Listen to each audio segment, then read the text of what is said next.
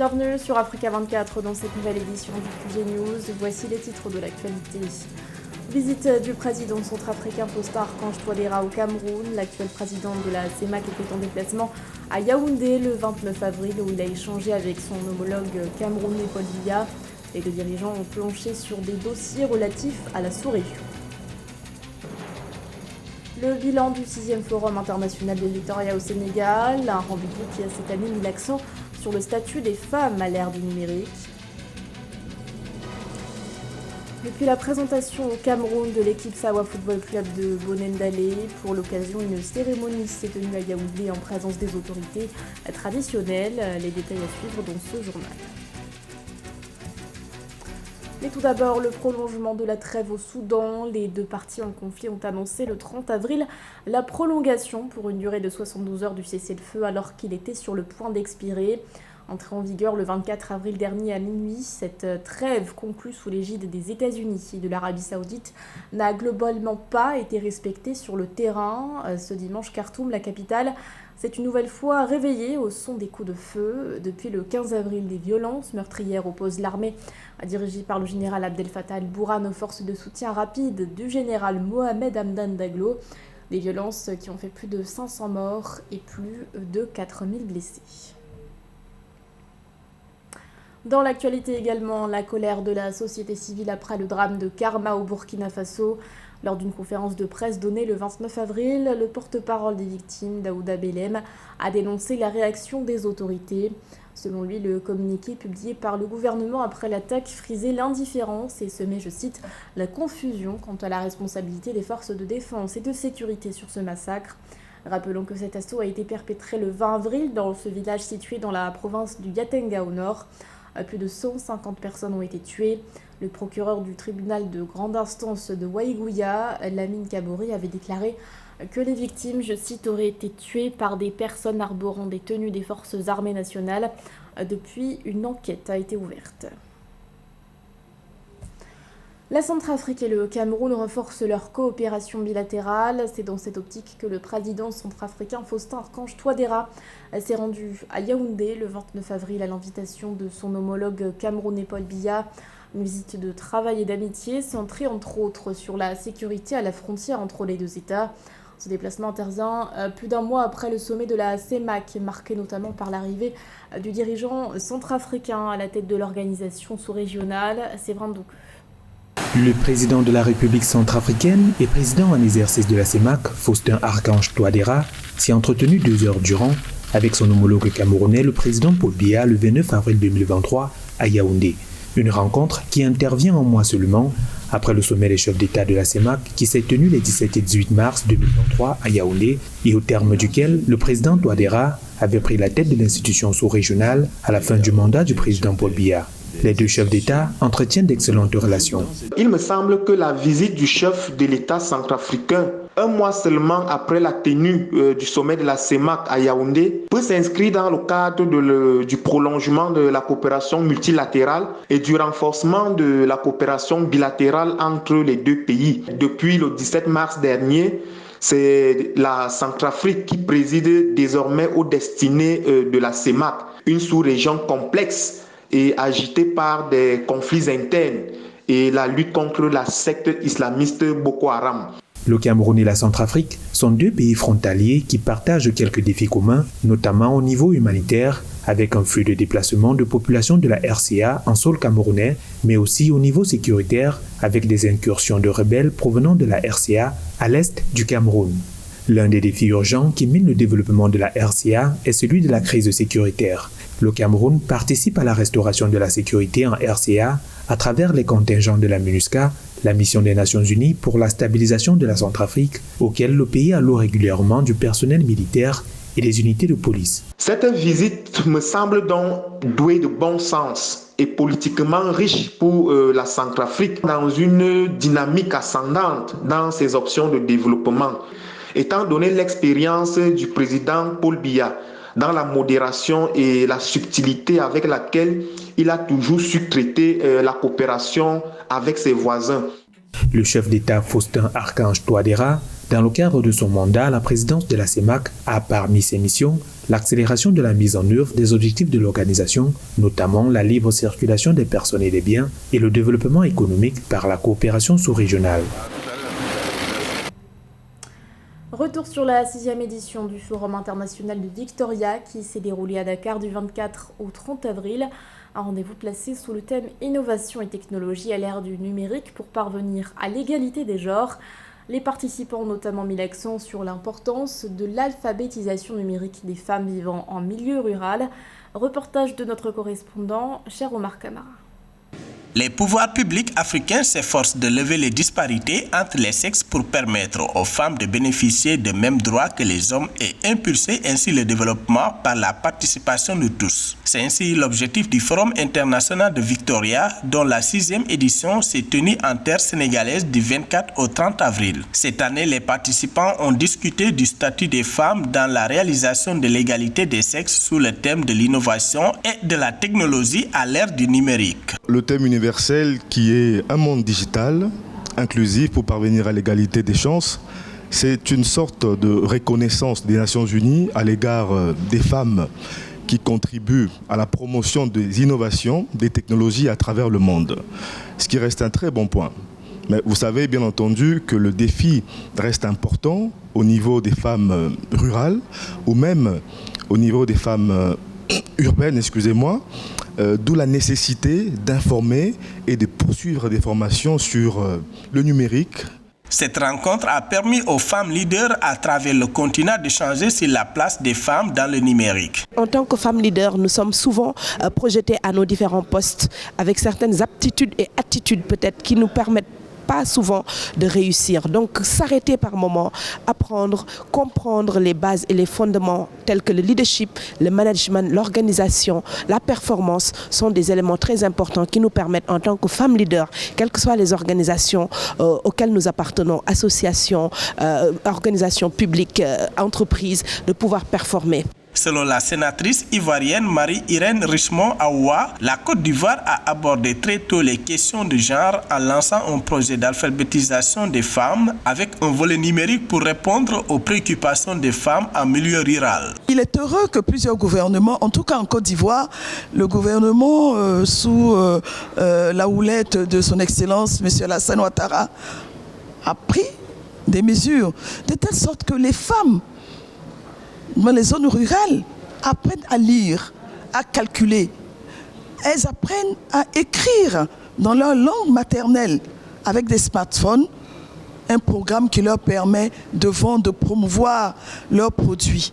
Selon le rapport de l'UNESCO 2021 sur la science, les femmes ingénieurs dans l'innovation et la technologie ne représentent que 28% et celles dans l'intelligence artificielle 22% à l'échelle mondiale. Pour combler ce fossé, il est donc urgent pour l'Afrique d'intégrer les questions de genre dans tous les secteurs au cœur de la transformation vers une transition numérique globale entre les hommes et les femmes. Services de paiement ou encore de transfert de fonds entre les États africains, telles sont les différentes prestations proposées par le PAPS, le système de paiement et de règlement panafricain, un système imaginé par Afreximbank, la Banque africaine d'import-export, pour renforcer davantage les flux commerciaux et la croissance économique du continent. Le PAPS a scellé un accord avec l'Association des bourses africaines le 14 avril dernier au Zimbabwe. Plus de précisions avec Eugène Chema et Laetitia de Bilong. Le système de paiement et de règlement panafricain s'étend aux bourses africaines grâce au protocole d'accord rendu public le 28 avril 2023, mais signé le 14 avril au Zimbabwe entre le directeur général du PAPS, Mike Ogbelu III, et Tapelo Tcheole, président de l'Association africaine des bourses de valeur et PDG de la bourse du Botswana. Le PAPS permet depuis septembre 2021 aux opérateurs économiques de gagner du temps et de l'argent dans leurs échanges transfrontaliers en faisant leurs transactions en monnaie locale au lieu du dollar et de l'euro.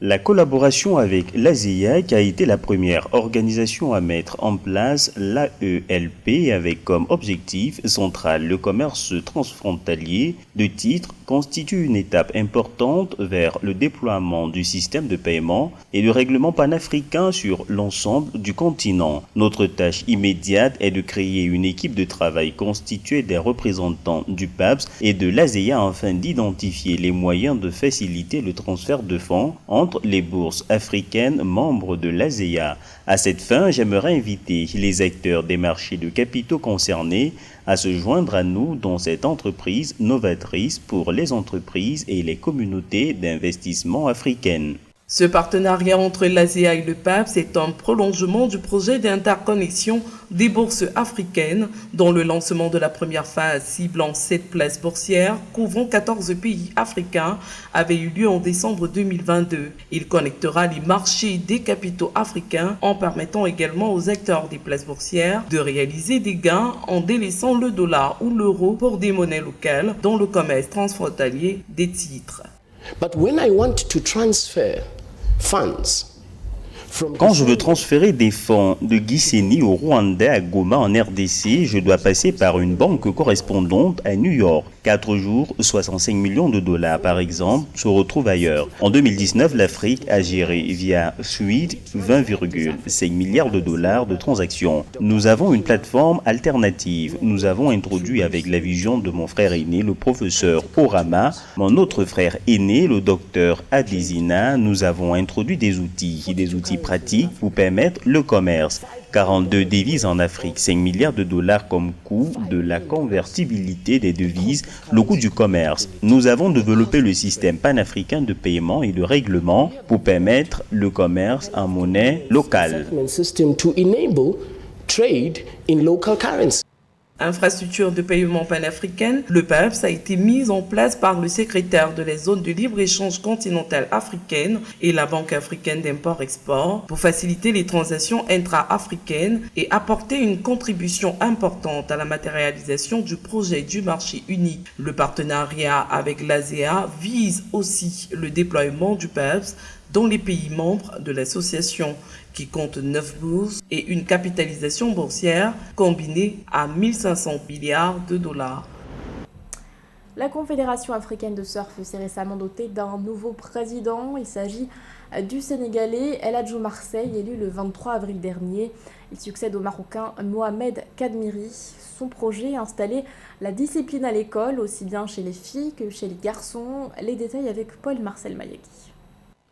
Le Sénégalais El Hadji Oumar Seye est depuis le 23 avril 2023 à la tête de la Confédération africaine de surf. Il succède au Marocain Mohamed Kadmiri, deuxième président de la Confédération africaine de surf. Depuis sa création en 2017, El Hadji Oumar Seye ambitionne de rendre plus compétitif ce sport sur le continent. Je veux que le surf africain commence à gagner l'argent en Afrique. Je veux que le surf africain soit sécurisé en Afrique. Je veux que le surf africain soit fier d'être professionnel en Afrique.